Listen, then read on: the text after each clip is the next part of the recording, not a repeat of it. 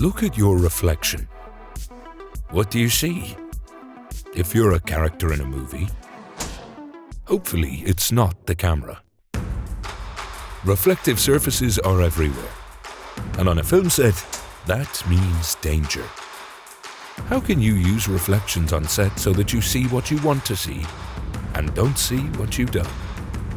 This is How to Shoot Reflections. Before we fall in love with our own reflection, be sure to subscribe to StudioBinder and click the bell to stay up to date on all our new videos. Time to take a good long look in the mirror. A clever use of reflection can create a dynamic and layered composition, and there are no shortage of famous, mind-bending mirror shots. But playing with reflections is also playing with fire. One wrong move, and your shot may become unusable. Reflective surfaces don't just cause problems by catching a camera. They can create hotspots and glares, and capture other unwanted elements, like a stray crew member or boom pole. So before we get into how to utilize reflections, let's look at how to mitigate their risks on set. Dealing with unwanted reflections starts during a location scout. Take note of any reflective surfaces. Windows and mirrors are the most obvious culprits, but things like cars and polished floors can also cause problems. Being aware of reflections is the first step in avoiding them. On set, you can also modify the environment. Dulling spray and anti-reflective coatings can be used to matte, shiny surfaces. You can also dirty a surface, which can give it character, while also obscuring film equipment. Props can be repositioned. Tilt mirrors and other surfaces in ways that will avoid the camera and crew. There is also preparation that can happen behind the camera.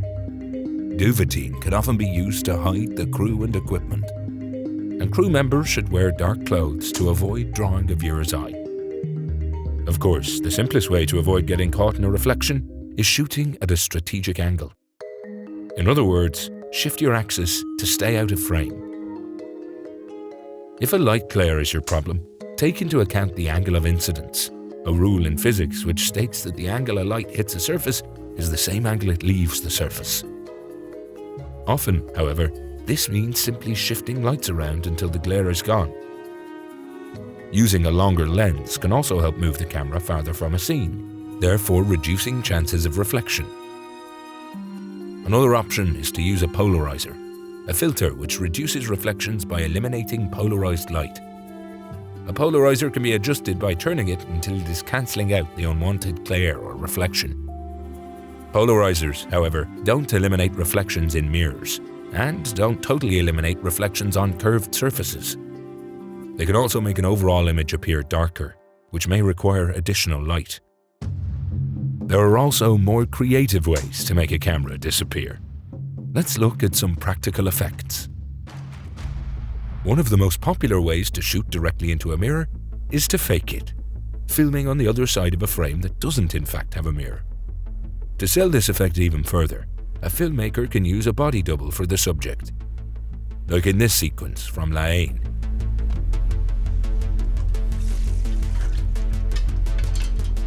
Terminator 2 takes this idea even further.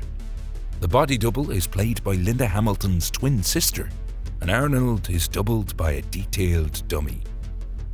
Of course, to pull off this kind of trickery, a shot must be extensively planned and rehearsed, since the actor and their double need to move in unison. For scenes with many mirrors, a camera can be hidden behind a one-way mirror, a technique used in this scene from The Lady from Shanghai. These mirrors, it's difficult to tell. You are aiming at me, aren't you? I'm aiming at you, lover. Today, practical effects are often used in conjunction with effects in post-production. Sometimes a mirror is two shots stitched together. On set, the area where the mirror will be is a green screen. Then the crew will shoot whatever needs to take place within the mirror separately. This is especially useful for horror and thriller movies, where what happens in the mirror is out of sync with what's happening in front of it. This process can still be extremely complex. In this famous shot from Contact, Robert Zemeckis and his team stitched together 2 different shots. But because the camera is moving, they needed to make sure the speed of motion in both shots were as similar as possible. Other options include painting out the camera in softwares like After Effects. For this process, it's typically best practice to get a plate on set, a shot of the space without the camera in it. Rotoscoping and compositing can also be involved for shots with movement, or characters crossing in front of the camera. But fixing it in post comes with its own drawbacks. The process is typically time-intensive. Because those are real mirrors, there were hundreds of cameramen reflected, so we had to spend months erasing this cameraman from all these mirrors. This shot probably took 10 months total to work on. And therefore can end up being expensive. We had a very limited visual effects budget, so for the very big, tricky ones, we could have help, but after that it was try and hide the crew.